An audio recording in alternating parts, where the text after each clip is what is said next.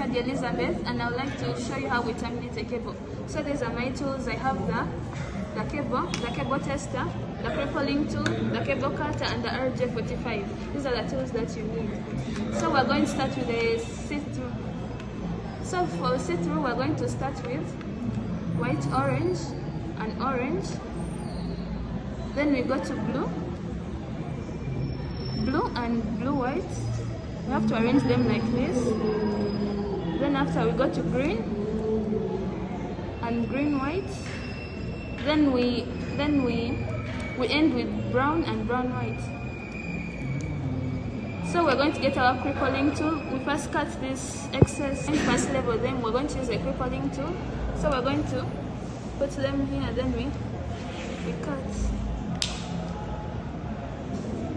After, we're going to get our RJ45, then we fix it in. After fixing, we get our crippling tool. Then we're going to punch it in so to make it tighter. Looks like after punching it in, we're going to do the same to the other side. We're going to test. So we're going to test it.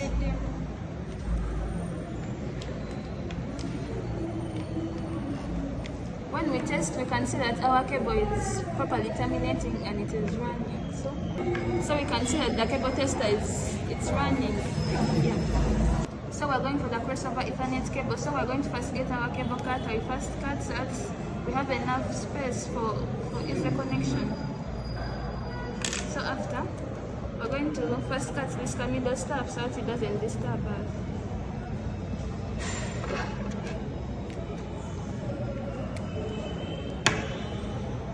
So for the crossover, we're going to start with white, green, with green.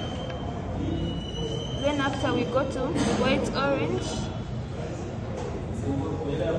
Let me first remove this. White, orange, and blue. White, orange, blue. Then after we go to white, blue. Then we bring our orange. Then the last ones will be white, brown, and brown. So we first rearrange them properly so that we can easily label them properly.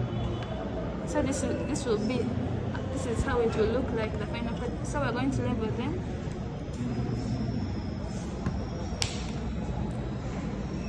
After labeling them, we're going to get our RJ45. We're going to put them inside. They should fit properly. Then we get our crippling tool. Then we punch it in. After punching. So this side. So yeah, this is our final crossover cable. So now we're going to test. We're going to put it in the cable tester.